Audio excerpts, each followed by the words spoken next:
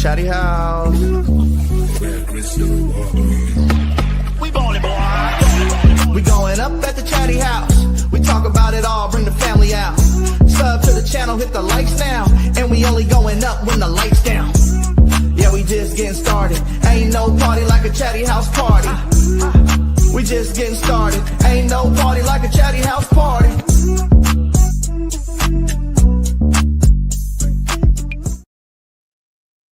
What up, what up? You know what it is. It's your boy, Manny. It's Katrina. And somewhere, as the computer is updating, is Dr. David. Never fails. I don't think it never fails when you really need your computer. It's updating. Right? Of course. Always updating. Always. David and that Napa internet. The Napa internet. So, as Cody Rhodes would say, what do you want to talk about? Man. I guess the Kings? I guess the Kings. I guess the Kings. So, I almost had a running joke. I was going to say, I had this great idea of a new segment called 6 Quick Thoughts. I won't piss off him. So, yeah, I mean, I will say this, like, I'm not going to try to spin any positives out of the game, but I'm glad they weren't being blown out by 50. Right. They obviously, in spurts, were able to play with them, run a little bit, forced a lot of turnovers, didn't capitalize on enough of them. Right. Some of the thoughts that I did have about the game was, my first one I wrote down was, OK's just, what did I put? OK's just too good to, they're just too good, man. I mean, they're just obviously phenomenal. They look like they're punching their one-way ticket straight back to the finals. I don't think anybody would be surprised if they repeated. They're just flowing all out cylinders without Jalen Williams too. Like that's the crazy part. Right. The supposed second best player.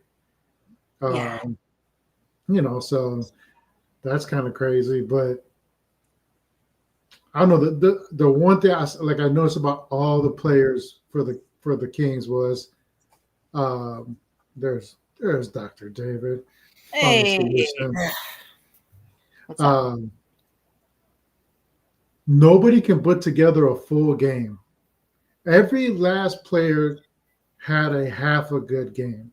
Nobody had like a full, like Schroeder had like a great first half and then kind of dropped off in the second. Right. Monk had a horrible first half, kept them in the game in the third. You know, did some good things in the fourth. Same with DeMar. DeMar kind of was like absent for a while. Zach just totally disappeared as usual. If anybody, I know the movie. I know the movie. What's the movie called? I was just like comparing them to was Now You See Me, Now You Don't is in theaters. But if you can't go watch it, go watch a Kings game. Zach is living that life. He is living that life. Now you see me, now you don't. Part 37. It's just, but again, like I hate to say this, but I told you so. Yeah, I wanted you to be so wrong. Been saying it.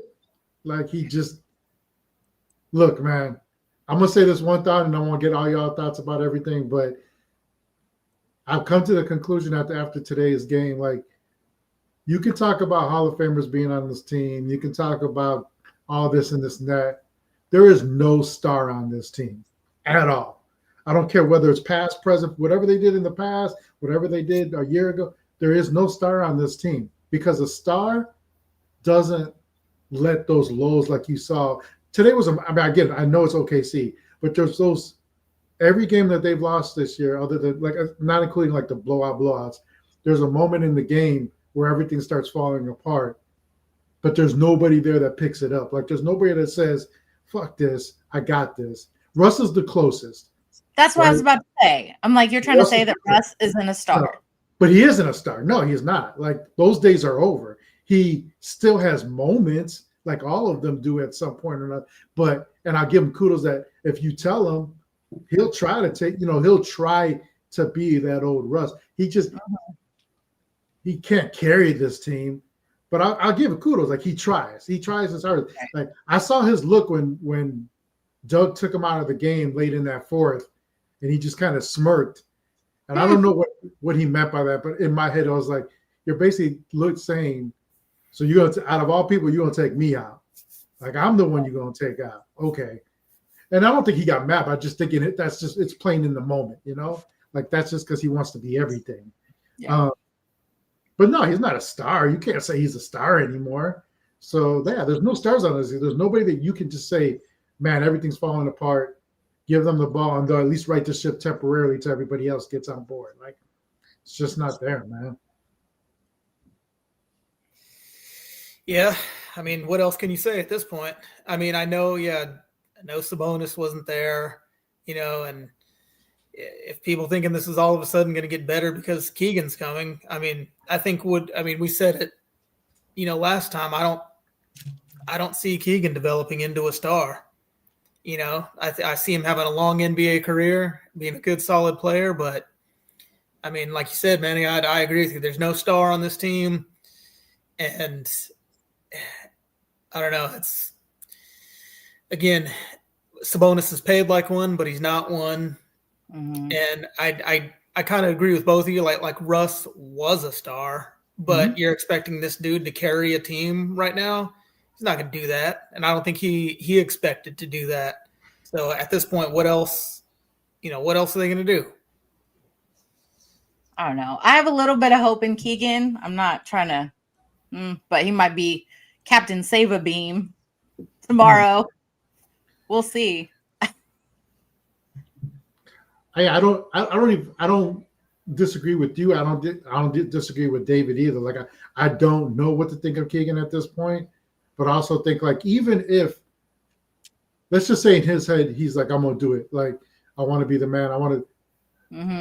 It'll never be, that prophecy will never be fulfilled until you clear the deck, because there's not enough balls to go around. So even if he wanted to, even though out of nowhere all this, I'm gonna take a line from Kenny, if he had an epiphany and while he was waiting to come back, he's like, I'm gonna be like Russ, man. I'm gonna be forcive, I'm gonna force it back down the throat, all that good stuff. There's not enough shots to go around for him to do that. Like there's just still too many wannabe, I don't want to call them wannabe stars, but like there's still too many alphas or supposed alphas on this team where I don't know if they're gonna allow that to happen. Right. So we'll see. I'm very eager to see how he's doing, how his thumb will affect his. It was still wrapped up like hell on the bench. Yeah. I noticed that. Like it wasn't like it was like, it looked like it was still heavily wrapped. I'm like, they said he hasn't been practicing either. So I'm like, well, is he really coming back tomorrow? Because he hasn't. He's not even running drills. Like I don't know. That's kind of weird to me. So I don't know what to think about that. Chat's wilding out. Oh, no. So as soon as somebody logs onto the damn chat, Michigan's already starting to talk shit. Oh, that's a given. As soon as you type the first word, he's ready. Salute. As soon as I create the actual show, he's the first one to pop in there saying something. Yeah, but I mean, so one of the things like I wanted to bring up was everybody's expecting this Kings schedule to lighten up, right? Everybody's expecting it to get easier. If some of these games are winnable for the Kings, I mean, what does that do for them? I think we are all on the same page. Nobody's like, oh, you should try to lose. Nobody's, coming in here saying you should tank. However, what is finishing with 30 wins going to get you? What is? Well, I thought Zebra said he was wearing a pozole brace. I'm like, is that a Mexican brace? Like, I read it really fast. So I mean, if he is, it's at least it's a good Mexican dish there. But no, but seriously, like, what does 30 wins get you? If the schedule does lighten up and they get to 25, 30, I mean, what what for? You know, I mean, are you guys What's not the point of tanking? it? Are you guys for them, you know, going all out, making a trade and going all out and trying to win? Or do you think they should just stay the same and see where the chips fall? Go ahead, girl. I guess stay the same. Stay the same. Try to figure it out. I don't know what move they'd make that would fix everything at this point. I mean, I can't actively root for anybody losing. Like, that's not. I'm sorry. Like, I just can't do that. As much as I'd like to, in the back of my head, be like, man, I hope y'all fucking like tank. But even that, man, like, I don't trust this team enough to. I know it's a new regime, but as far as general manager, but like, I don't even trust you to fucking draft right, even if you got the #1 pick. So, like, that for me is a big reason why I can't like go for that off the top of my head. But I like this team to like, at least even if there's no like payoff at the end, like at least be competitive enough where the city can enjoy watching them play, because you already know, like, hey man, like we're just gonna play the best we can. Whatever happens, happens. Like I was in on that from the beginning of this season. Like, dude, I'm not expecting much. You make the play-in or the play-in game, cool. That means you at least play decent half the time. I'm good with that. Like, because I know there's at the end of the day, I know a year from now, 2 years ago, this isn't that deep. This isn't gonna be that team, no matter what. You know what I'm saying? But like 3-13 or 3-15 or whatever the hell they are, like, no, I don't want to watch that either. The only good that comes out of this is maybe I can sit courtside for a cheap price. Like, that's it. That's about it, man. Like a once in a lifetime seat. Yeah. Yeah. Let me sell enough blood so I can sit courtside once and I'm good.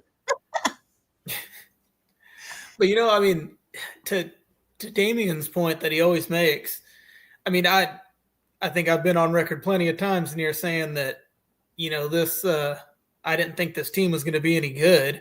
But again, like you were saying earlier, man, okay, you got some Hall of Famers on here. You got veteran players on here. You got players who can score. You got, you know, players who would be good on other teams. I mean, you're this bad? I mean, I didn't expect you, you know, I didn't expect this team to be, you know, in the top 6 or anything like that. But I mean, I didn't think they'd be this bad. Right. And I mean, and I don't see them getting better. Now, let's say Keegan comes in and again does everything we expect him to do. We're expecting him to go back to shooting 40 to 45% from 3. Right. You know, with a messed up hand and not being here for a while. So I don't know. Him coming back, I think people are gonna, you know, think he's gonna solve some of these problems, but he's not. You know, he's an okay rebounder, but he's not going to improve the, you know, the Kings' size problems. Yeah. What is Keegan, 6'8"? Yeah. I mean, and most people want to play him at small forward. You can tell me, I mean, he's gonna you know, I don't know. It's disheartening because I didn't think they'd be this bad. I thought we'd be bitching about gameplay or, you know, bitching about, you know, hey, this person should start, not, damn, they're 3-12 or whatever the hell they are, 3-11, 3-12. Yeah. And like I even see the little things. Like I saw today, I was just kind of watching closely at like the interactions, and like at one point Dennis had the ball at the top and he's telling Precious what to do. And Precious had a good game overall. He had like 15 points, 9 rebounds or something. But I saw him like, yeah, got hit up a little bit. Yeah. But he was telling Precious where to go, and Precious refused. And then Dennis did this whole huffing thing and then shot a bad shot, or I forgot what it was. And then they came back down, and then there was a foul, and he was interacting with Precious on the side. So I'm like, blah, blah, blah, blah, this. And then Precious is like, my bad. Like, but it's like those seem to be a regular occurrence where I see a lot of, even when the point guards are doing point guard things, everybody else is just kind of whatever. Like, and you can't have that. Like your point guard is telling you to do something like right around, just go do it. Like nothing else is working, just go do it. That's his job. He's kind of trying to tell you especially, I'm sorry, but out of all players, Precious, you should be telling nobody no to anything. Like you're not, Yeah. you weren't a You're the star, you noob. aren't a star. You're the Yeah. noob on the team. Just Well, you're not only a noob, but you're basically a traveling salesman. Like you've been on I don't know how many teams. Like, come on now. But like I think that's the part that baffles me the most. And as much as we harp on, and I want to get your thoughts on this, as much as we harp on the whole analogy of square hole and square hole and round pegs not fitting in. Yeah, hole I'm or be hole? careful. Here we go. Hole, whatever. Hole. I mean, sometimes it's holes and sometimes it's holes. I mean, they're all playing That's like Manny's holes. growing. Yeah. Hey, right now they all playing like hoes. So I mean, whatever. But Blue hose? yeah, blue hose. I wish they all played for blue hose. They'd just go somewhere else. But even as much as we harp on that and we know that these guys don't, it still is amazing to me that they haven't figured out just to go to, like, when everything is fun. Because again, like a lot of these games, they're in it for a little bit and then there's that lull. And like, what you're up against, the losing streaks and what's going on. And yet there's still not that one person or two people like, yo, Zach, go ahead, bro. Or, hey, DeMar, go ahead, bro. Or whatever, like whatever it needs to be, like at least for those 5-6 minutes where it's like, these are guys that were like main cogs somewhere else at some point. Like it should be in their DNA to have that like panic in them where they're like, again, either A, they're like, let me take over, or they're, hey, you take over, whatever it is. But there isn't. Like they all seem to be fumbling around and don't know what to do and just kind of like they look exasperated. I don't know. Like that's amazing to me. I don't get it. It doesn't make sense to me. Like individually, most of them are very talented, but it just doesn't work. I don't know. I feel for Doug, man. He's trying everything he can and then some, but it just doesn't work. And I don't know who could come in and save this team at this point, unless we're going to trade for Giannis and Steph and totally flip the team. Giannis wouldn't even get on the plane. He would just refuse to play and go back to Greece. There's no way. And that's the other thing. Like nobody's coming here. Like even if they tried some blockbuster trade, like nobody is showing up in Sacramento. Like, and let me ask you what you guys think about this. And before I lose my train of thought, because I thought about it today when they were talking about, these players being 1 foot out the door and not wanting to be here or whatever. No one talks about this. The Keegans of the world, the Maxes, the Neeks, the young guys. Like, what in God's green earth, if you were them, would make you tell yourself, I can't wait till 3 years from now when I can re-sign here? Like, what makes you think that in their head, if they're and their parents' head and their uncle's head and the people that are in their ear all the time, whether it's agents, family, because you see this dysfunction that this organization is, and makes them say, I want to stay here and build something here, no matter what they say in public, right? Because they're gonna say the right things right now because they're young and they don't want to be in trouble. But we know behind closed doors, family will talk. We've seen it in the Bagley situations and other where it's been more public. But there's a lot of things that go on when you're not, right? Like, I think now we look back at Fox and I think we know there was discussions in the privacy of their homes where it was like, bro, I got to go at some point. You know what I'm saying? I'm not going to say nothing because, I don't want to make it public, but man, if this, so I think about that more than I think about these veterans. Like, what do these rookies think of this? Or they've heard stuff coming in. Now they're experiencing it. Like, I'm sure some of them got to be like, man, I swear to God, if I don't see a difference in here in about the next year, I got to go. Even Keegan, like, I know he just signed because it was money, but. Right. Well, I think that's going to be the motivating factor is getting as much money as they can. And then by that time, are they going to be, disillusioned and, underdeveloped because they've been playing on this sorry ass team. But, you're wrong about that, sir. That's not true. Maybe even if it's not them thinking it, guarantee you their agents thinking of it. And most definitely their families are thinking about it. Like there's those uncles and dads. I'm sorry, but if you're a parent, you see things, especially I'm sure, like I'll say it more towards David because his whole damn family's athletes. But you can't tell me like in the privacy of the home when they're having discussions about what's better for their kids, they don't look at these coaches and they're not watching them very, very closely to see how they interact, not only with their kids, what do they do with these other kids? And when they're losing, how are they acting? What is the function of between the coach, the school, all that comes into play. You don't necessarily have to be public about it, but you're thinking about it like, what's my next move? What's in the best interest of my child? And I don't care if it's your kid that's 12 years old or if your kid is 25 years old. Like you want to see the best for your child regardless. Well, that's what I mean. Was kind of my point too, is that at the end of the day, if they get to that point where it comes time to resign here, are they just resigning for money? And are they going to be underdeveloped players because they've been playing on the Kings?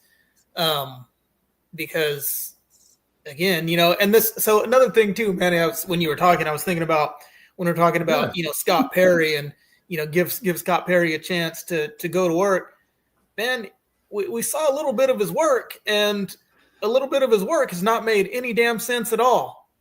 Look at the Valanciunas thing, the signing of Schroeder when you wanted Westbrook the whole time. It sounds like he was going, he wanted to sign Westbrook the whole time. So you give Schroeder a good deal.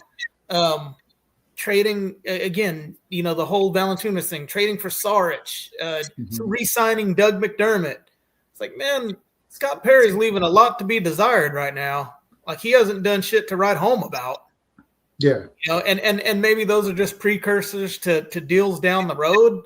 But man, so far, to your earlier point, Manny, I don't know how much faith in it, I got for them to make the right pick if the Kings are blessed with the number one pick. They'll probably have a chance to get DeBonsta and, draft some point guard that, for 1 year or something like that. And it probably won't even be Peterson or Pete or anybody. It'll be some random player that we don't even know. Devin Carter's cousin. Yeah, that's what I'm saying. Like, we know better than everybody else. Does he have better hair? That's my first question. Yeah, that's true. That'd be a win. That's important too, but I need to know about the hair. So again, like I said, man, I don't think I've ever been. Yeah, that's where we're at right now. That's where we're at, man.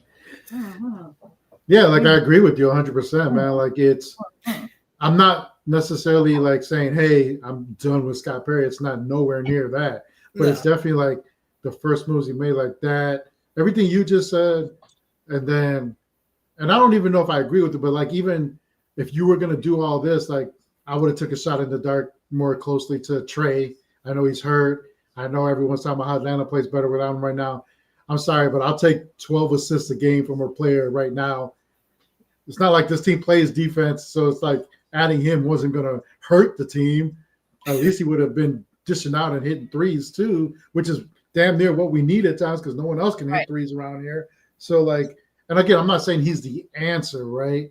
But I'm just saying like if you were going to, like the fact that they said, and whether it's true or not, that Scott doesn't like Trey, doesn't like players like that, or doesn't like Monk. Well, Monk's one of the few players that's played decent this year. Right. So we know he's a flawed player, but there's no perfect players out there regardless. So, there's not a LeBron around every corner. There's not those perfect, and not even he's perfect, but just saying. So I mean, like, a lot of what he's done so far has left a lot to be desired. I think from the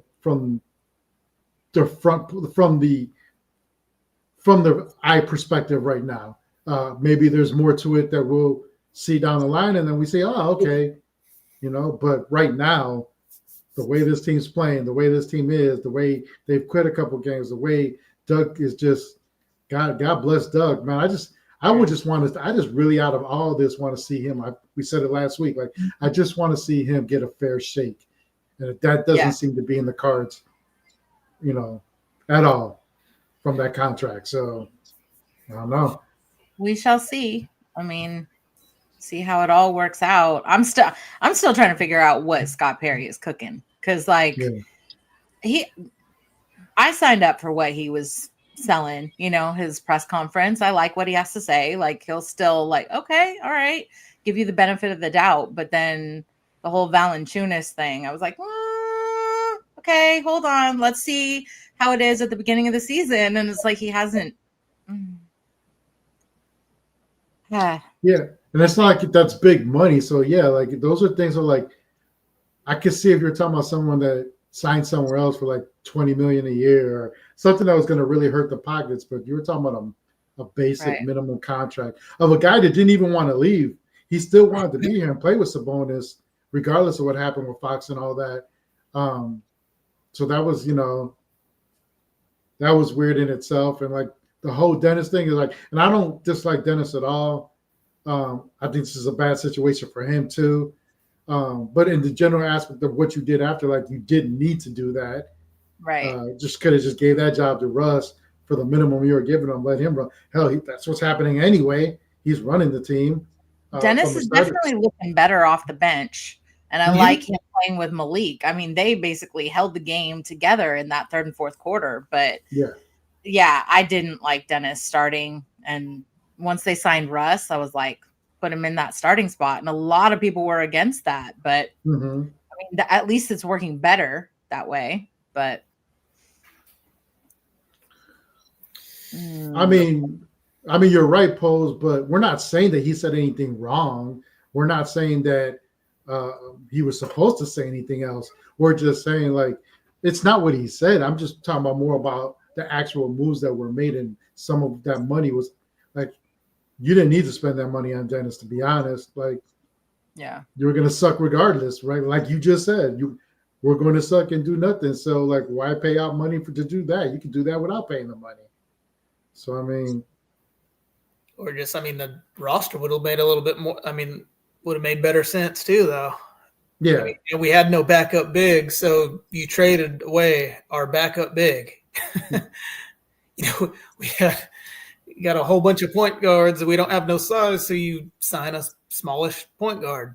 Even Doug. A decent point guard, but it's just like, I don't know, it just hasn't made no sense to me. And again, like Katrina says, maybe he did the stuff so he could do something down the road, but what? I'm trying to look in my crystal ball into the future and try to I have no idea. Well, nobody's knocking, beating down the King's door to get these players either. Yeah. You know what I'm saying? Like nobody's like, man, whatever we do, we got to get Devin Carter. Even and as much as people love Keon Ellis. You're telling me Keon was the holdup to getting deals done? I just don't believe that. I don't know. I don't know what was out there. Again, we don't know what was what he was even trying to do this off season. But again, nobody's rushing to give the Kings a bunch of assets for Sabonis. My thing is like, if you're gonna do this, like if this is what it is, and not that you could have predicted it when the season started, but like if this is what it is, I'd just rather do this on expiring deals. Like I'm not even asking there to be deals made where you're like, we won or look what we got. Like I don't even need that. Just take these goddamn contracts and give me back equal money in expiring contracts and call it a day. Do I want first round picks? Sure. Do I want like all this like great? Yeah, but if at the end of the day, right before the trade deadline, somebody's like, hey, we'll take DeMar for these 2 expiring deals and a late second round pick, like I damn near would do it just to get off the money and know at the end of this year, it's a clean slate on that particular contract and money. Like stuff like that. Like at some point, you're going to have to realize that might be all that's out there. There's not going to be the fleecing. There's not going to be like first round picks people are throwing at you. Like it might just be, hey, give us this for our playoff run. We'll give you the expiring deals, and that's it. And if that's it, you might not like that as a fan from the get-go because it doesn't look good on paper, but you got to look at it from the long-term goal of you're off that money. That money after this year is off the books, and you're clean, and you have all this money. Will you be able to spend it? I don't know. But at least it's there, and you're not stuck in purgatory. Like, I'd rather just suck at that point. Like, just, rebuild it from the ground up then, whatever that is. So, and see, look, all that stuff that he does on Twitter, I get it. I read it. I think it's hilarious in a lot of ways because I do think that there is meant to be a message. It's the Damon Wayans character from I'm gonna get you, sucker. Message. Like I get it. Cool. Don't be a menace. Was it Don't Be a Menace? Yeah, Don't Be a Menace. I don't know. Message. Oh yeah, that's right. That's right. My bad. Yeah, well, Germs, me too. But I'm not playing the game that night. So yeah, for my work day, it's great. For the Kings, it's not so great. So, but I mean, I do think there's some of those things that he drops have some hints of what he obviously hears all the outside noise. Yeah. Because you'll kind of catch some of the things addressed in those motivational things.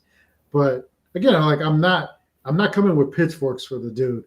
Like I'm willing to give him the time necessary to get this ship right because it was a mess he was handed. I'm just saying, I'm not a GM, but some of those things he did are those are head scratchers. That's all. It's okay to think that, especially if this town has been basically traumatized. So, and who knows what Vivek's doing behind the scene? How much he's pulling strings on players and picks and all that. So, didn't Ham say that from what he knows? I think Matt George said something too that he's staying out of it. I think he is. I just don't. As much as people say that Scott Perry, I don't think Scott Perry would have left the Knicks organization or whatever he was doing to come here and be somebody's puppet. Mm-hmm. I think he would have rather stayed in the role that he was in and waited for an actual real opportunity if that was the case. So I do think Vivek told him that when he got here, he would be hands off. Now, whether he kept to that word or not, I don't know. But I do think that's what he told him overall was like, hey, it's your team. You figure out a way to get this back right again, whatever it takes. If you're telling me it's 2 years, cool. If you're telling me it's 3 years, cool. I do think he had suggestions like Doug and trying to still be somewhat quote unquote competitive this year. But I think he also said, whatever you do, I'm not going to he wasn't going to be like, if he said, nope, I don't want Doug, I'm going to hire somebody else right now. Vivek wasn't going to obviously fire him on the spot. He's like, that's your decision. I just asked you to consider it. Right. He did. He stayed with it. Cool. I don't know how long that lasts, like we said, but I do think he takes Vivek's suggestions into consideration, but I don't think that's necessarily his final, decision, if that makes any sense. Okay. So, I have a question. Do you want there to be a move made by the trade deadline? Do you want a move to be made, and who? Who do you want gone from the Kings? Who do you want?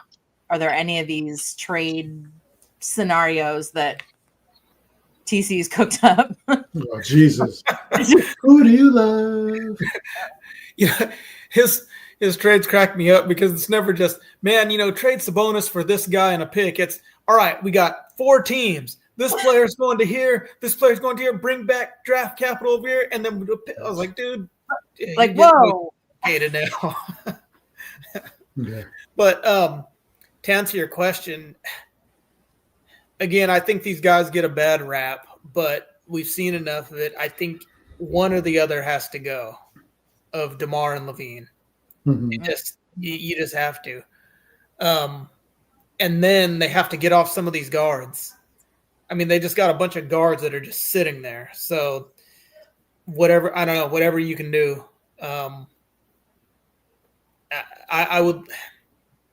I think I am at the point to where if you can get assets for Sabonis, do it. Because this team's not going anywhere. I'm not going saying tank or anything like that, but this team's not going anywhere. This roster's not going anywhere. And if you got all this money tied up into Levine, now Keegan, Sabonis, I mean, yeah. Was anybody telling them that? Good question, man. I when you say, I laugh because when you say well, either DeMar or Zach got to go, in my head it's like you both got to go. But if I had to pick the one, it would definitely be DeMar first, just because at least Zach still. I think I do think, in theory, more than DeMar, Zach works better with Sabonis. Mm-hmm. But I also think, like, after watching, Zach's like, bro, like, it's just, again, it comes back to the disappearing act. It's like, you do that so much.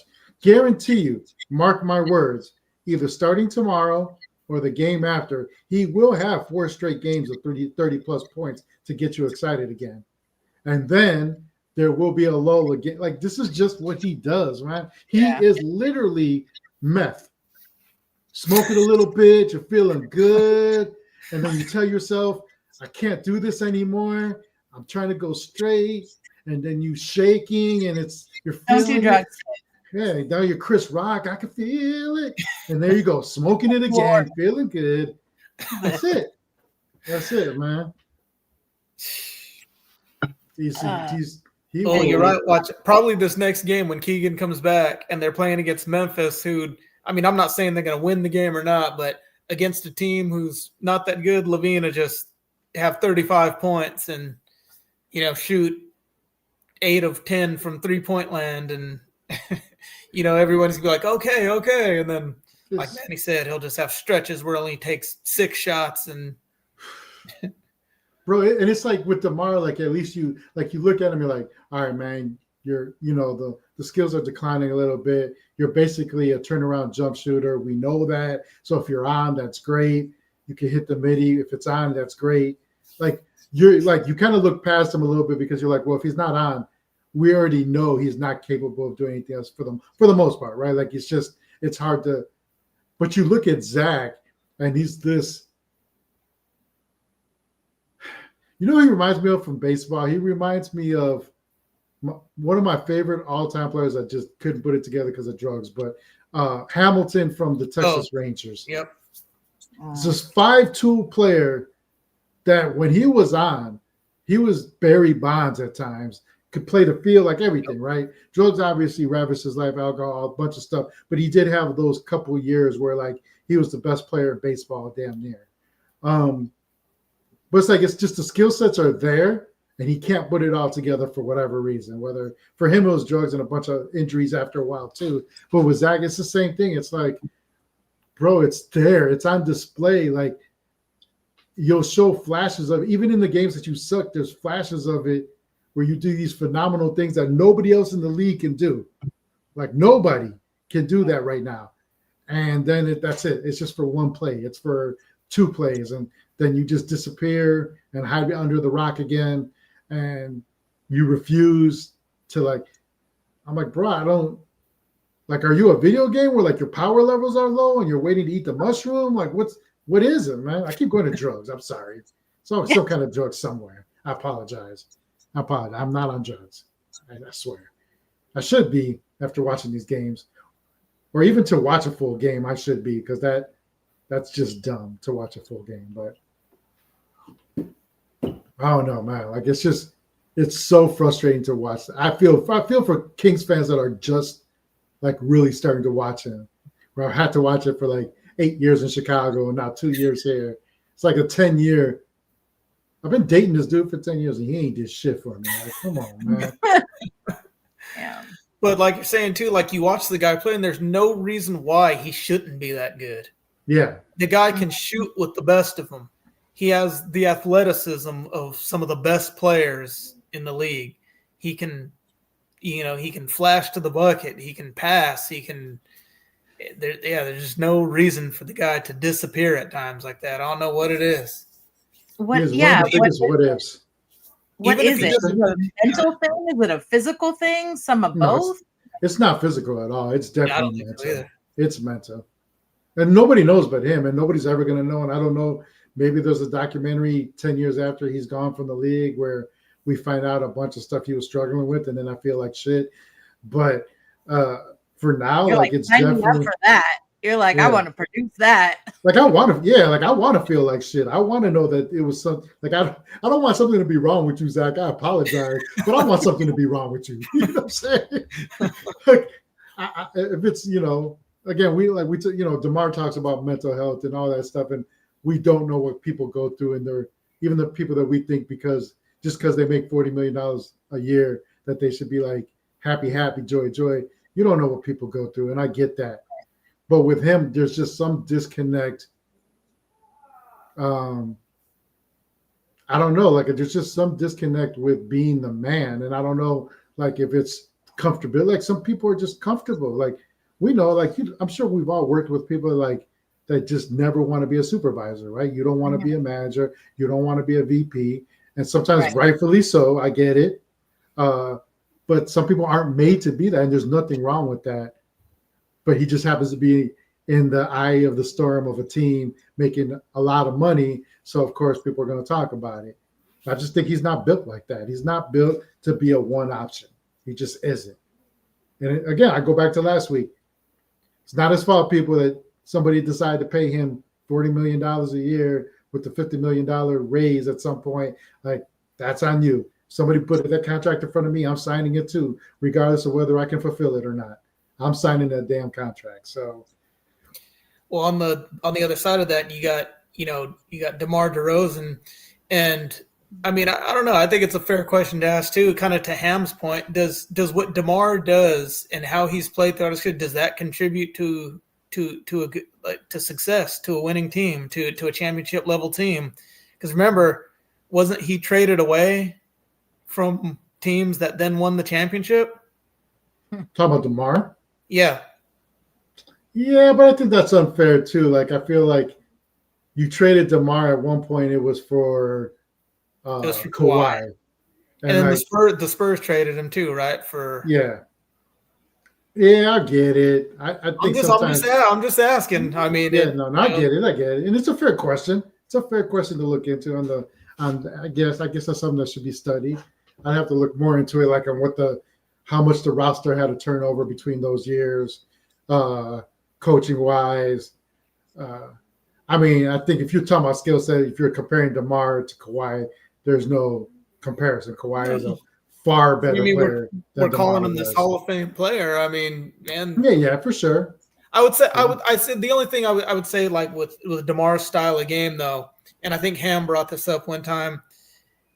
DeMar's really only going to score from the elbow in. He's a mid-range shooter. And if you're going to take a majority of your shots from there and the Kings aren't hitting threes, then what he's doing is not going to contribute to the success, of this team. Because again, if you're taking 20 shots and all of them are going to be from, the key, and if you don't hit almost all of those and the other teams are making their threes because the Kings can't defend them, I mean, that's not a recipe to win. Right. Trading 2 for 3. Mm-hmm. So yeah. No, you're right. I mean, I can't argue with that at all. It's just, oh man, it's just frustrating. Again, like I never thought these pieces fit, even when this year started. But I keep reiterating back to it. Still, like the frustration for me is still going to always be in those moments because they're in games. Even today, cut it down to like 9 or 8. It's like, all right, man. And then just sloppy play. Yeah. Everyone chaotic. And there's not one person that just kind of, it can't be Doug, man. Like, I'm sorry. A coach is not out there shooting layups. He's not sitting out there playing D. He can only do so much and draw up so much. I wish he could be. Me too. I wish he could be. I know he clotheslined somebody, that's for sure. Like if he had to. But like, I just wait for that one player to be like, just start. I hate saying it as this person, but like to just Draymond everybody, like just be like, yeah, fuck this. I ain't taking this shit. Like as much as I hate Dre, like fuck, at least he does that. Like it might be wrong at times, and it sucks that it happens against us. But damn, like, come on, I think it has man. to be Sabonis. He needs to quit crying over fouls and just go absolutely destroy somebody. And I'm talking about his offensive fouls. I'm talking about defense. Just go up and clothesline somebody, like he said. And I don't know. It ain't gonna be anybody else.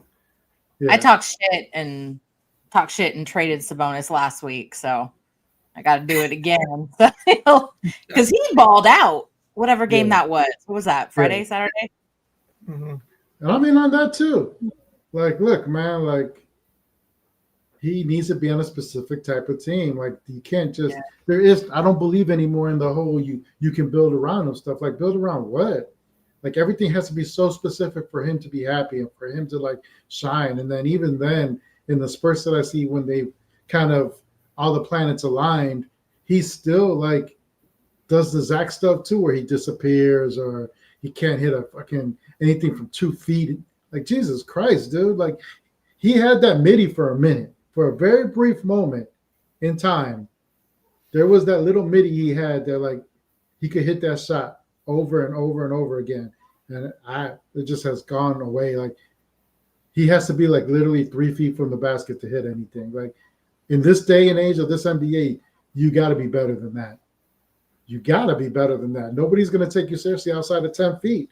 You're not holding that defense, you know, liable for anything. And it's like now they can go double team everybody, shift over, do all kinds of things. He doesn't seem to work on anything. 5 games, right? Is it? Yeah, I think so. A lot more than ever. But have we heard anything? Because I know he'll play tomorrow, I think. Yeah, I think he's going to play tomorrow. Yeah. I think he pulled a what? He pulled his clarity. Oh, yeah. Well, it's not his knee. He's been pulling the hell out of that for a while. So Sabonis out seeking clarity. Yeah. Seeking clarity. Yeah. One of the wineries in Napa. Who they play tomorrow? What'd you say? Who they play tomorrow? Who was it? Is it over there or here? Isn't it Memphis? I think it's Memphis. I think it's Memphis. In Memphis, right? Yeah. Okay. Yeah. But man, I mean, again, like you were saying, man, teams are guarding them the exact same way. They're leaving them open. Go ahead and shoot. We'll play 5 feet off of you and clog the lane. And I mean, everyone's doing the exact same thing. And I'd want to know his shooting percentage from that elbow when they just at the top of the key that they leave him there. Yeah, I wonder what it is. Right now, my clarity is the Chicago Bulls. So, like after watching that game, now I'm watching the Bulls. They're up. I mean, they're not playing anybody. They're playing Portland. They're up 93-80. But it's like, at least you're winning, bro. God damn. At least let me go 50-50 here tonight. Like, I'm telling you, I get calls all the time. Like I get text messages and calls from Chicago. Like, bro, like you a Bulls fan still? Like, yeah, of course, bro. That's never going to change. Like, because they'll watch it like, damn. So I was like, what, dude? I live in Sacramento. Of course, that's what I'm talking about. Like, I'm talking about Sacramento. Nobody wants to hear me talk about the Bulls here. I'm like, but I'm also a fan of the team, and it's. I mean, other than what they've been doing this year, talking about the Bulls, like they're basically been the same as Sacramento, just this dysfunctional organization that doesn't know what it's doing. I don't even know if this team is just getting lucky right now or if they are actually decent. We'll find out by the end of the year, but it's just maddening. This Sacramento organization is so maddening to watch, man. It is. Well, I mean, dude, it's never a recipe for success, you know, trading away your homegrown talent. You know, the guys that you draft that turn into quote unquote, maybe I don't know if De'Aaron is a superstar or anything like that, but he was the one player who provided the Kings a dynamic that nobody else has. He was that one player that other teams feared. Kings don't have that right now. Levine could go off for 40, but nobody's really scared or scheming for Levine. Yeah. You know what I'm saying? Like, teams had to craft a whole defense around stopping De'Aaron Fox. The Kings don't have that right now.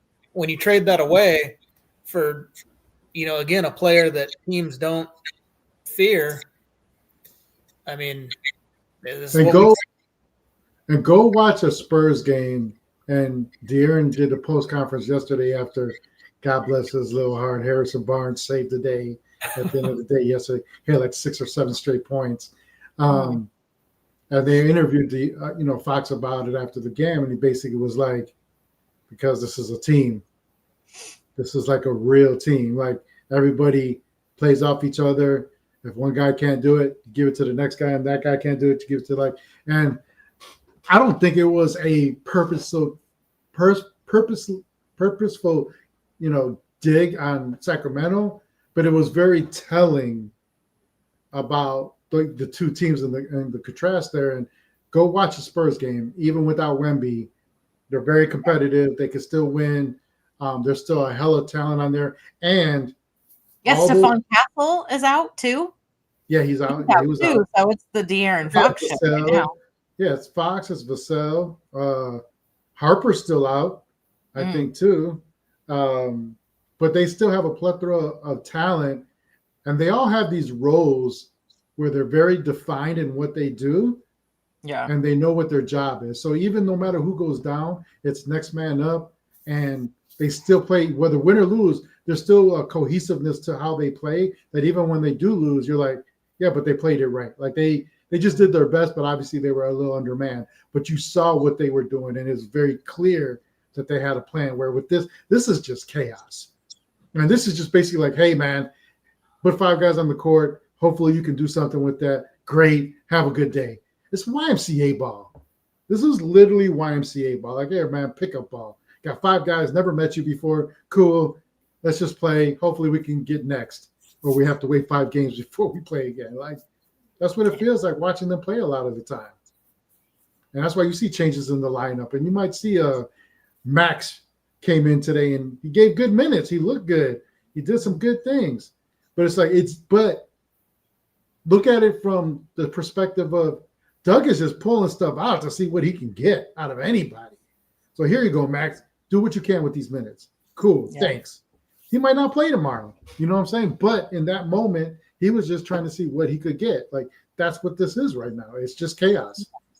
Yeah. I mean, I get Doug is trying to figure stuff out and try different guys, see what'll work. But that inconsistency, I don't think is helping anything. It's not helping the players individually, and it's not helping them gel as a team. And I don't know. I do think some of the young guys need some more minutes. Do you think it's time for Lamar to? Yeah, I do. What do you think, Dave? I think so. I mean, at this point, again, it depends what their goals are too. If you're just going to keep running out the same lineup and not having any success, and that's fine. Okay, whatever. But I mean, try it at least. You know, I mean, again, I know he's a veteran and stuff like that, but I mean, you know, again, bring him off the bench, have him lead that second unit when you need your second unit to be consistent and to get you, you know, baskets. I mean, again, who replaces them? Yeah. Yeah.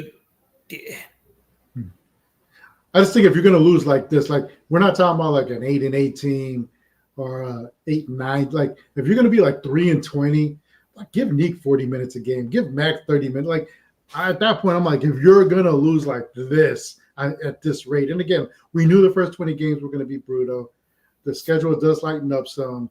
A little bit. I'm still a little, yeah. But I'm still at that. It's still looking rough.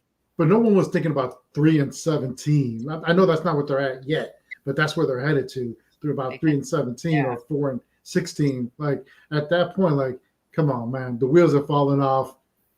At least the worst you can do is at least get a run for these young guys to be ready for next year. Like get some experience, play against some NBA vets.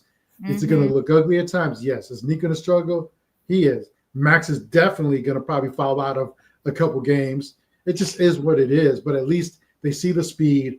They see how other teams are playing. They see their weaknesses and their strengths. And they get to have the offseason on working on those weaknesses. And you get a little bit of gelling between Nick and Max and, you know, the guys that are going to be here long term. So I'm all for that. Like at this point, I'm all for that. I know it's early to say that, but God damn, man, like we're at the bottom already. Like, what's the worst that comes out of it? And then there's also the schedule's supposed to ease up a little bit. Man, says who? Like where's the easy win for the Kings? You know what Charlotte's saying and Memphis? Oh man, our schedule's about to easy up. Sacramento's coming in. You know, I mean, the Kings. Is that? The Kings are the easy spot on the schedule. They are the easy spot. They are the easy spot in the schedule for every other team. Yeah, for sure. Maybe are we confident that the Kings are just going to go out and smack up? Then they play Memphis again, Houston, Miami, Indiana. There's one. There's maybe two or three. We confident they're just going to win that game? I'm not confident they'll beat anybody, to be honest. No. Even the worst team, like there's somebody that's like 2-something, right? Like who's the worst team? Yeah, like no, I'm not confident against them. Lori can drop 40 on you in a heartbeat. Like, so like no. Like that's the thing. Like I love when Kings fans say like, "Oh man, it's an easy win tonight." Like, who have you been watching play? Like what? That's what teams say about us. That's what I'm That's saying. what they say when they know the Kings are in town. Like, hey man, easy win tonight. Kings are in town. Let's get on track with our 3-point shooting. Yeah. Who wants to be the Hall of Famer tonight? Who's going for 30? There's always who's the rando that's going to go for 30? That's real, That's too. rough. I think our champion At this point. literally Golden State is our championship. The Lakers and Golden State, like we beat them, everybody's ecstatic. Right? That's one of the Kings' wins. That's how it used to be like when the Cubs and Sox sucked. That crosstown series was like the World Series. Like, all right, man, just beat the Sox. That's all we got this year. Like that's the worst. And in that Warriors game, didn't like nobody play? Like nobody on the Warriors played and nobody on the Kings played. Right, Was it like Sabonis out and Curry was out? The worst. But the Kings won, so They did. That's all that matters. Yeah, that's all that matters. Where's the trophy? Give me a trophy. Make a trophy. The Northern California Classic Trophy. Yeesh.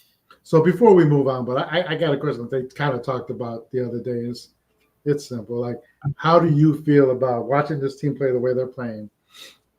What are your, and I don't know when we'll ever see this purple thing again, but what are your feelings about? What is it called? The beam? What was I it? think that's what's called. Light. The beam, the light. Spark up shine the light. Shine the light. So is it one of those things where you get rid of it until you're a winning team, or is it one of those things like you just roll with it and it's just part of it's part of Sacramento, and if you win, you drop, you bring it out, show them your beam, Yeah. I kind of smirk when I see it though. It's like, oh, yay, light the beam. We're 4-25. We'll show you. Eesh. We'll show you our beam. I mean, I guess it's like anything else, I mean, the beam is like at the end of A's games, they always used to play Celebration, or Red Sox always played Sweet Caroline. I mean, fine. I guess it's the Kings thing, light the beam, but eesh. I think at this point you have to show it. When was the last time you were at Golden One when the beam was lit? I've never been. Oh. Yeah, well, you live far away, so Yeah. I get it. No, but remember the game that I thought maybe. Remember, Katrina, that was the first time I met you and Ramsey. Mm-hmm. And D'Lo and KC were there, and the Kings got obliterated by like 40 points. Like they were never in the game. It was the worst game I think I've ever been to. You brought your whole family. Brought the whole family. I was like, hey, maybe the Kings can get this one. Oh man, that was horrible. Oh no, I'm not saying get rid of it, sir. I'm with keeping it. Like I've said, like if you get rid of it, that means you can't ever bring it back. Like you can't make that decision per season. Like it's either here or it's not. And if it's here, then cool. You play it when you win. You can let other teams smirk and be mad or whatever. Like I kind of like that. Like that's cool. Yeah, you can talk about us. That's fine. We in your heads.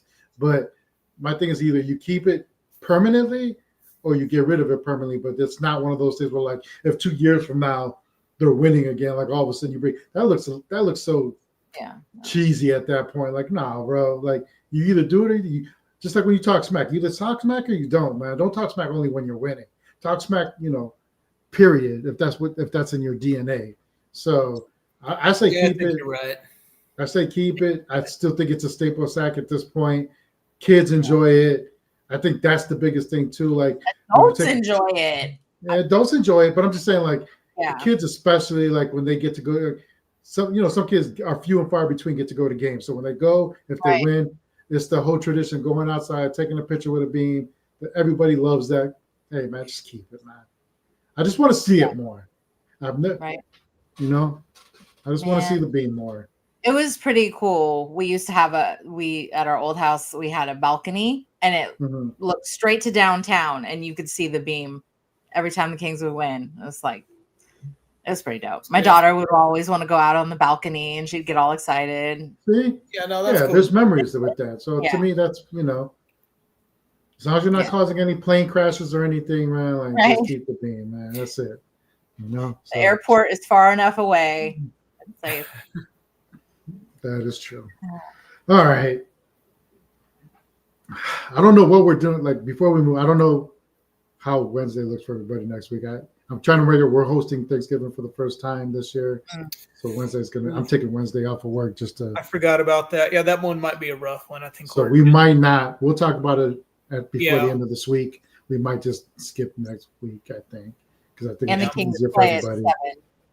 7. Yeah, I think we might. I think next week let's take a holiday. Let's be thankful. I'll be thankful that the chaos that'll be going on in my house. So, which I love. I do. I'm excited to do it for the first time. My girl's excited. She picked out a whole bunch of dope stuff, so that's cool. You're actually cooking, Manny? If only Thanksgiving was Honey Nut Cheerios and maybe I'll come up with like a cereal dessert or something. Some cereal stuffing. Make some Fruity Pebble Rice Krispie treats. But let's go do some. I want to do the movie thing at the end, but let's go to NFL real quick. Bunch of games went on this week. My Bears pulled it through. They're doing their thing, even though it's ugly. Winning at the butt. I'll take it. It's all baby steps for Caleb and the crew. So, but I'll do my top 5 real quick, and I'll see what you guys think. I got New England at 1. They're on an 8-game winning streak. I can't take anything away from that, regardless of what you think they are or aren't. I got to give them their props there. I think they probably have the coach of the year right now. It's between him and the coach in Indy out for the Ponies. So New England, I got Denver because they're like on a 6-game winning streak too. Like I got to go with the guys that have been winning forever. And then I brought Buffalo back into the mix after the 6 touchdowns that Allen had last week, and then I rounded it out with Indy and then Philly. So those are my 5 for the week. What do you guys think? I don't have no problem with any of those. I think when you were going through it, I think I'd flip Philadelphia and Indy. Okay. Just because I mean, I think they're a little more proven, but I think out of all of them though, man, I think that's fair for the Broncos right now, man. That defense is playing great, and they're just winning. I mean, they're can't say nothing else. It's kind of like the Patriots. Like I don't believe the Patriots are the best team in the NFL, but I mean, I did miss one. I did. Ramsey just said the Rams. The Rams should be probably in the top 5 there somewhere too. I'd probably replace them with Philly because F Philly, as far as I'm concerned. But it's just hard. Maybe I brought Buffalo back into the mix a little bit quick with the 1-game winning streak. But I always feel like they're there. Like I always feel they're lingering in being a Super Bowl contender. But no, you're right, Rams. You're right. The Rams deserve to be in that top 5. I can't argue with that. Yeah, I actually had them at number 1. The Rams? Yeah. Okay. Rams okay. number 1, Colts 2, Broncos 3, Patriots, and then Eagles at 5. And that's a good 5 too. I can't even argue with that. Like Bills are right there, but the Rams probably should be in there before the Bills, to be honest. I have to say that. I totally missed that. That's a good call. So in saying all that, how do you see the MVP list kind of panning out at this point? Who do you have? Who would you right now? Who is the MVP for you guys? I'd go Stafford over May. I wrote down Stafford too. Yeah. Me too, actually, which is why I'm surprised I didn't put them in the top 5. I put Stafford too. I actually did. I had Stafford, Taylor, because even though he won't win it, I think he deserves that mention. He should be getting some votes. and then I had Allen. But I like Stafford right now. Mm. You know what's kind of crazy too is, I mean, I've heard not just on D'Lo and KC and like other places when they're throwing Taylor's name in there, how come he's being thought of in this light now, but Christian McCaffrey wasn't? It's no, we have to give the MVP if they're going to do it to Brock Purdy or a quarterback when McCaffrey was everything for the 49ers. I mean, he was good on both rushing and receiving, and I guess running backs just can't get it, but it's like, man, I don't think you have to do anything historic for a running back to get it. I mean, yeah, I don't either. I mean, if you're the best player on the best team, which is for the Colts, it's probably Taylor. Mm-hmm. On the Niners, it was not Brock Purdy, it was Christian McCaffrey. And he wasn't even given a second thought by most people. So I don't know. I just think, I kind of think of it as, the quarterback, you have you have the ball in your hands most of the time, but it's like, man. I do not have 7 teams, Michigan. I got 2. Just 2. The disrespect. I think like if you were to ask me, like if I could give it to someone, right, not going by the NFL, I would say Taylor. Like if I could give it to someone, I would right now give it to. I was saying it more. Well, where do I think he stands with the NFL? And I think right now Stafford's in the league. Oh yeah, absolutely. Voting, but I agree with you. Like I 100% agree with you, and I hate that because I also think that takes something away from that award that people are so biased towards one position. Like the fact that everybody knows it. Like everybody knows it. So the people that voted, like if you know that everybody knows it, why do you continue to do it? Like it doesn't have to be a quarterback. And it shouldn't take for someone to do to break 8 records for them to get votes or to even be in the lead. Like just take it for what it is. It's the most valuable player, not the most valuable quarterback, the most valuable player. And I do think without Taylor, this team, as good as Daniel Jones has been, that man has saved that team a lot. Like that man has been the man. Mm-hmm. So as much as I would say the same last year with Saquon. Saquon was the man for Philadelphia last year. Without him, they are nowhere near because Jalen Hurts to me is an average quarterback at best. At best. Mm-hmm. And you see now how much is yes, they're still playing good, but they've struggled because Saquon hasn't been as good this year. And they struggled with that. But no, I agree. I think I would give it to Jonathan Taylor, but we all know that's not going to happen unless he breaks. It's not going to happen. Yeah, it's just not. But hopefully he gets some votes, and hopefully he's like somewhere in the mix where he gets recognized. Like at least that. He'll probably win Offensive Player of the Year because that's always their like consolation prize. It seems like. So we'll see. We'll see. Crazy. All right. So I forgot where it might have even been on the wake-up call. I think that I got the idea for the next segment, which was we talk about movies, and either we'll talk about both going to the theater, and obviously nowadays a lot of us we just watch, especially after COVID, we just sit in the comfort of our home and watch movies, right? No, not as many people go out as much anymore. But let's start with childhood. Like as a kid, when you would go to the movie theaters, what were your go-tos? You had to have this at the movie theater. Good. Well, my mom took her movie theater purse. Nice. Yep, she took her movie theater purse and she'd even pop popcorn to take to the theater. So she hooked it up. I may or may not do that, but I did see Sinners like 2 weeks ago again, and I grabbed. It was like a couple days after Halloween, and so I grabbed a couple leftovers of Halloween candy and threw them in my purse. Nice. So, absolutely. Sour What's your go-to though? Okay, so sour patch. Yeah, I like sour. Maybe red vines. Not too many. Okay. Yeah, I like red vines. Yeah. I can't remember the last time I had those. Really? Yeah, I can't remember the last time I had red vines. Okay, Skittles, popcorn. Obviously, that's always that's a staple, right? Have to. What about you, David? I I have to have. I mean, obviously, I'm not even going to mention popcorn because you just have to have popcorn. I have to go with Katrina Red Vines and Manny. You being in Chicago, I don't know what Chicago. Do you guys do Red Vines or do you guys do Twizzlers?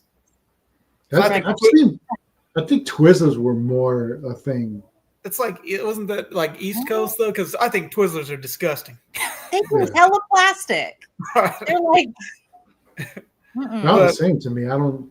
Not like Red Vines or. I like Red Vines too. Yeah. And then it has to be either Reese's Pieces or Reese's Buttercups. Oh, those are my son. Which one? Clusters. Yeah, I clusters. had a little pack of those.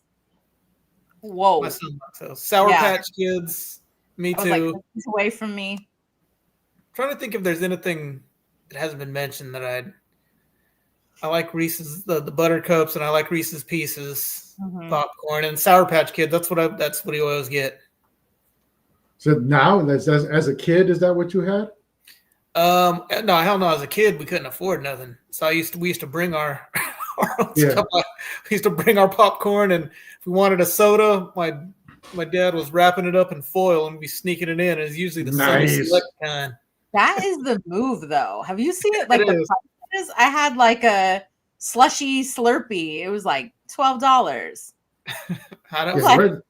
What? I always joke like if you go on a date nowadays and the date is like back in the day, like a easy date was a movie, right? Now it's like you're spending like $100. Let me tell you something. If we go on a date, you bought out after this movie. You bought out after this movie, girl. I spent $100 at the movie theater. You know what's up. You know what's up. Your coupon book. I got some coupons. Come on. There's some Manny coupons. Come on. But as a kid, I think I'm trying to remember. Like it was popcorn is obviously a staple. Anything sour was always good. The little cookie dough bites, I always liked those. I never liked Mike and Ike's. Mike and Ike's wasn't my thing at all. I know a bunch of people that like Mike and Ike's a lot. But now what I like is the dollar store. Like if we're going to move now, I just go to the dollar store now. They have all the movie theater stuff there. You can just get it there. So I love the little Reese's Pieces. Those are good. But also, like you said, man, we used to do like I'll go buy a small Whopper deal and go take that, put that in the. Come on, man. Especially like in the winters of Chicago when you had like these big old jackets. Like, man, I was like, like I had everything up in that thing, man. I was like the man on the corner. What you need, man? I got Whoppers over here, fries over here. What you need, man? Have you been to Studio Movie Grill out in Rockland? I've been to those. I mean, I have been to those kind of theaters before. Yeah, it's pretty dope. And now places too, they serve liquor. You can get drinks. You go out damn near any theater now. But I'm also like more as an adult than as a kid. Like my thing isn't popcorn anymore. Like my son will get popcorn and we'll share obviously. But I also like having for myself nachos. Like I love nachos, so that's my thing. But what about at home? What do you guys do at home? Is it different or is it about the same? I think it's about the same. Yeah, if I'm home, because my wife loves popcorn, so we always have popcorn in the house. So we do too. Yeah, so we'll always have that. But if I'm at home, though, I'm more inclined to, to have a beer or drink some wine with my, have a drink. Where if I'm going to the movies, I don't, they have those movie theaters where you can get, alcohol and you get big. I don't know. I don't really do that. I've been to some of the movie theaters where they have like you could lay down pretty much and have the damn tray and people bring you out food. I've been to them, but they're okay. Where the hell you getting tamales to fucking take to the damn movie theater, girl? Like what Mexican movie theater are you going to? No, she's talking about the candy. Oh, I just saw tamales. Now I get it. My bad. But they're like a lot at Walmart. I forgot that even existed. Jesus Christ! I'm like tamales. Who the hell getting you? You're hungry. You're hitting that lady up in the parking lot before you go in the theater. Like, let me get some tamales, girl. No, I forgot about that. I forgot that was even a candy. I hate those things. I never liked those. I'm with the peanut M&Ms though. But like, we'll change it up at home. Like one time, like, if we see like a recipe, like one time Sim did like the whole cookie sheet with popcorn, like you make the popcorn, put the popcorn on, then you drizzle stuff on it, Oh, put yeah. it in the oven for a little bit, and make your own little caramel popcorn, or throw some M&Ms in the popcorn, a little sweet and salty, stuff like that. Cereal, I'll put some cereal in that popcorn. Duh. No, I'm with you, David. Like I'll have a little beverage maybe just because I'm home. I don't have to go nowhere. That's cool. Yeah. Yeah, I don't eat candy like that at home. Yeah, I mean, those nerd clusters got me in a chokehold though. But those nerd clusters are crazy. Oh, And they got new ones out now. There's even more extreme ones now. There's Yeah. the ones that have the juice in the middle. yes, Oh, those are dangerous. that's I'm like, my son throw them was, across the room. Like, nope, no more. But yeah, I don't really eat candy like that at home. So for me, it's more like have a drink. Maybe if I'm eating like some pizza or have some ice cream. But yeah, no. I've done that too. Like where we didn't have time to go get something to eat, so we'll just hit the theater and then like, yeah, it's expensive. We get it, but we're already there. So it's like I'll just order not a meal necessarily, but they have like the deals now where you get like I might get nachos or the chicken tenders or whatever. Sometimes they're good, sometimes they're pretty bad. It's movie theater though, so it's like a hit or miss, right? Like you just never know. We know they're all frozen regardless, right? Like nobody's behind there as a Michelin chef making stuff for you. But so Michigan's bringing the Mexican. What are you bringing the mango suckers, mango chili suckers, and Lucas to the movie theater? Please. You can't even speak Spanish. I ain't trying to hear you talk about Mexican candy. What about the He's probably bringing Chico sticks because he likes long, thin things anyway. So he's just like putting that in his mouth while he's at the movie theater. I don't know what kind of movies you're going to, Michigan. Keep that stuff to yourself. I was gonna say dinner and a movie, killing two birds with one stone. Shout out Kenny. There you go. There you go. There you go. That's like that. Even that, like we'll go to Delta Shores. First of all, Delta Shores, you need to renovate your theaters. Like everything's falling apart. Like the tables are peeling. Them too. That's what's crazy. They're not that old. Yeah, like it's pretty bad in there. Like it got run down quick. Yeah, like I'm like, bro, and it's not a bad theater. Like going there, it's not like, but once you're sitting down, like, come on, man. What happened? What is it? Who's eating corn the long way? Oh, that's Michigan. Michigan even has a shirt that says "I eat corn the long way." It's hilarious. That's personal, but I mean, it is what it is, man. Sometimes he goes there on Sundays just to wait for five guys to walk out. So it's whatever, man. It's whatever you. No judgment here, buddy. No judgment here. But even like I was saying, like if you do decide to do like dinner before you go to the movie, you're easily. I don't have as many kids as David, but you're easily gonna drop like $150 to $200 that day. Like it's crazy. That's what I'm saying. You're just talking about Five Guys. I mean, you're spending at least $100 at Five Guys now if you take the family. Yeah, man, that plus movie, you're spending $200 night just eating some hamburgers and seeing a movie. Yeah. That's why I do like I do the Fandango monthly thing. I think it's like every 5 tickets you get a free ticket, like all that. Like I'll take it for like, hey man, I'll pay for that just to have that free ticket at some point, or we do like, the you have to find ways. Yeah, you got to find ways, like especially but like I said, after the pandemic though, like a lot of movies, even though they've gravitated back towards the theater, if you think about it, right? Like I thought about this the other day and it made sense. It was like, yeah, you could look on your screen right now and let's say a movie that just came out this week, you can buy it or rent it for $25, right? And you're like, my God, man, why am I going to spend? But if you went to the theater, you're going to spend way more than $25. You can just stay home. You got anything you want to eat at home, right? For $25, it's not actually a bad deal if you think about it. And you can have as many people as you want to watch it. Like that's true. That's true. I think it just depends on the movie. Because like I hadn't been to the movies in a good minute, and Sinners got me into the theater. And then when they re-released it for Halloween, like to see it in IMAX was really dope.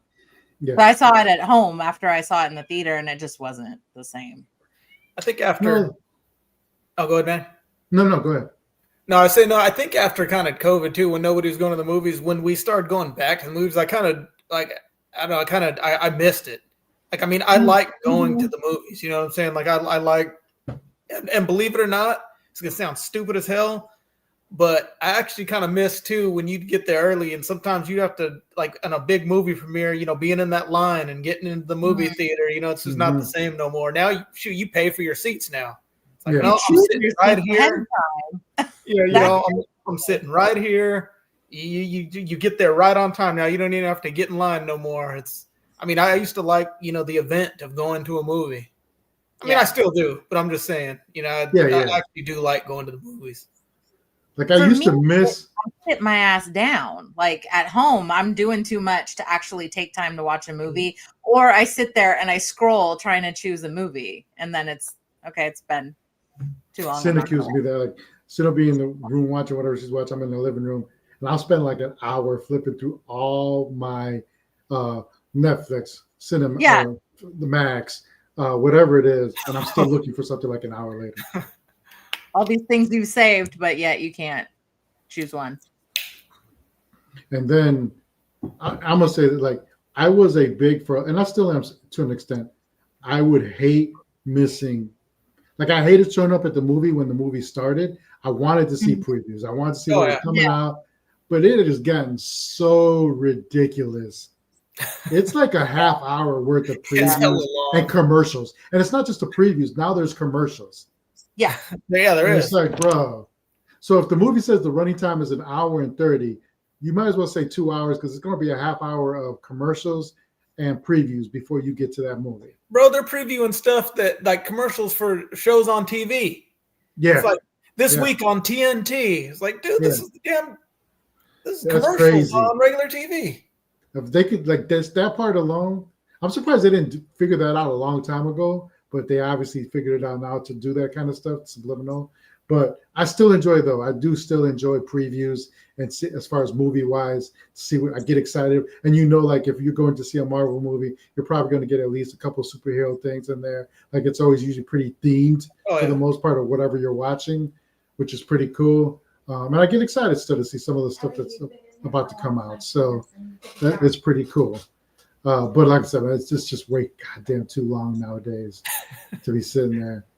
So it's like literally, if you know the movie starts at 2 p.m. and you're running behind, like it's cool. I'm good as long as I show up before 2:30. The movie hasn't started yet. You know what I'm saying? Kind of on a side, I guess a side question from all this stuff though. What was your guys' favorite?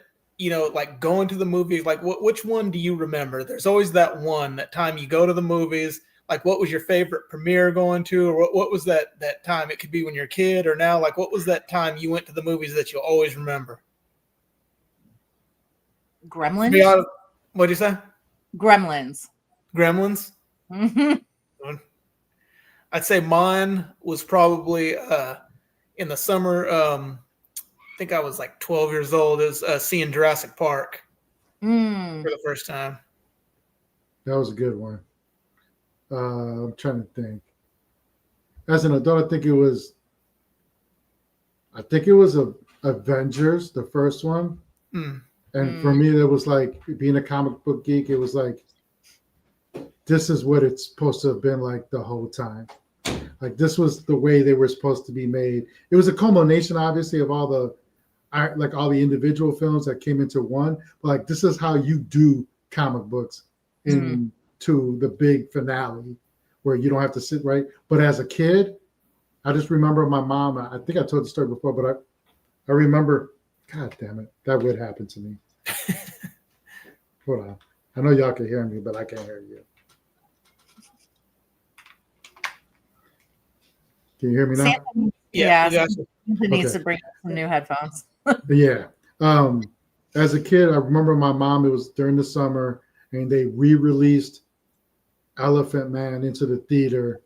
And my mom had my dad drive me to the theater and give me money to go see it. And she's like, it's very important to me that you watch this movie and you take something out of it from it in the way of how you treat human beings. And, you know, as a kid, I was like, oh, God, man, it's black and white. Fuck, man. And I sat through that whole movie. and it changed me as a kid, looking at other kids in school, and kids with disabilities and kids like, and not that I never was a bully or anything, but like just understanding like how things that you say and do affect so many people, especially as a child, and how mean people can be, how mean kids can be, and how it defines how people grow up and what they become.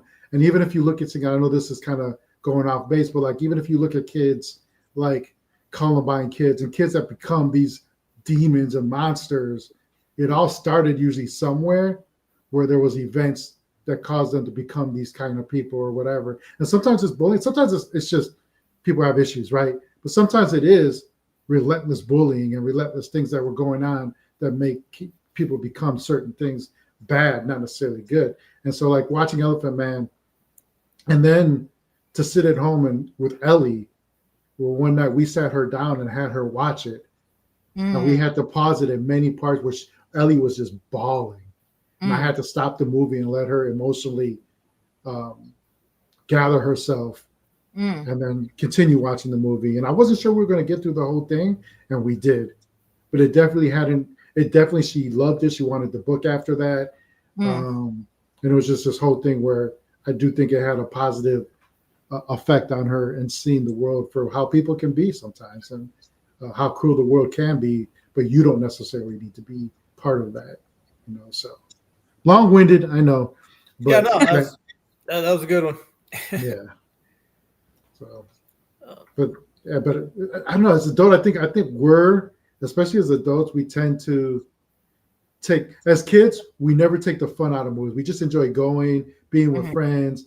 We don't sit there and like, a movie would have to be so horrific for us to come out of there and be like, well, this part in the movie and this part, and then this wasn't realistic and this, and then we become these adults that over criticize every last scene in a movie to the point of we take the enjoyment out of just sitting back and just enjoying it for what it is. So sometimes it is horrible, but sometimes it's like, just sit back and enjoy what it is. It's the getting away for 2.5 hours, and just whatever. The only time that happened to me, I swear, me and my wife and one of my best friends and his wife, we went to see, it was the stupidest movie I've ever seen in my life.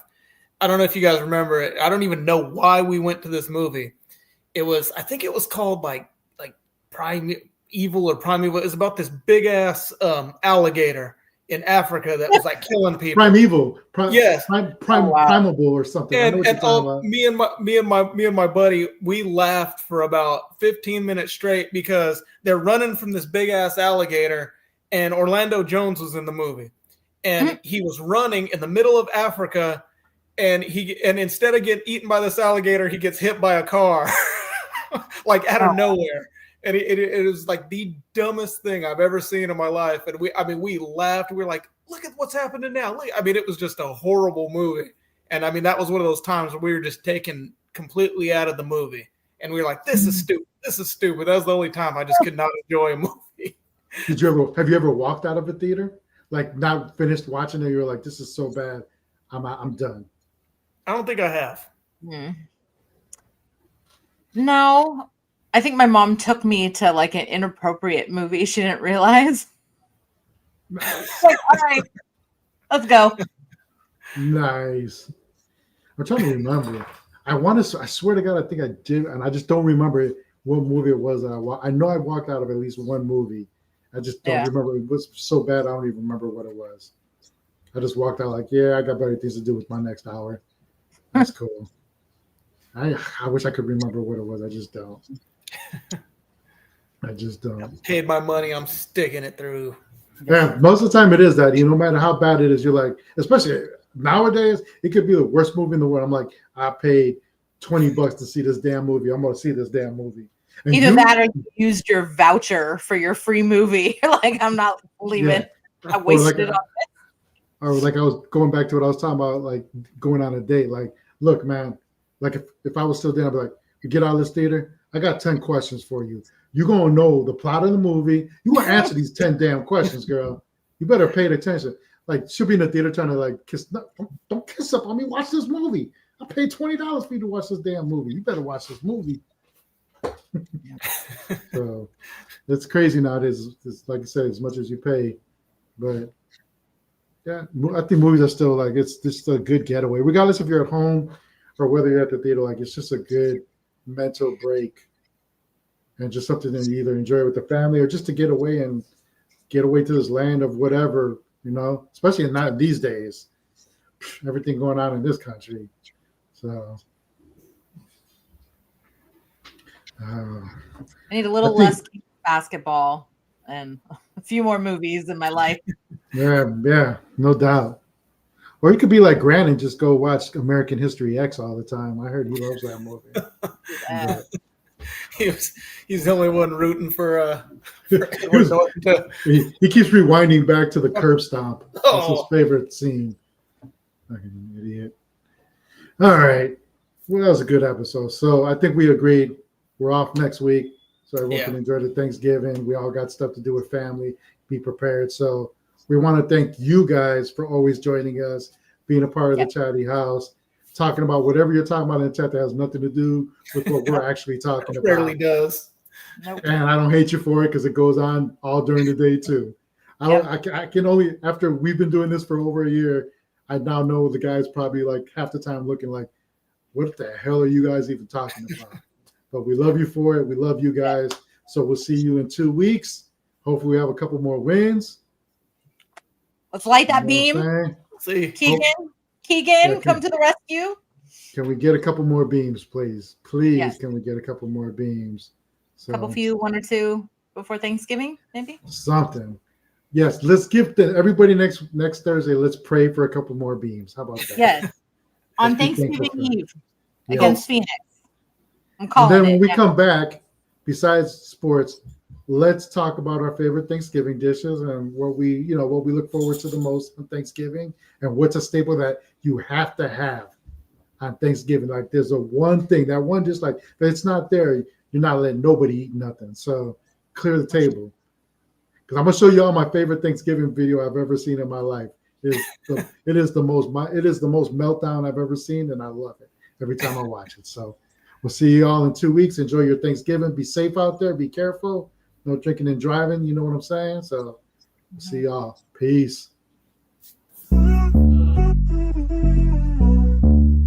Chatty House.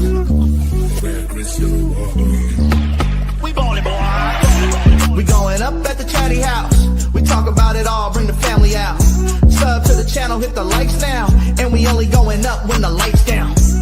Yeah, we just getting started. Ain't no party like a Chatty House party. We just getting started. Ain't no party like a Chatty House party.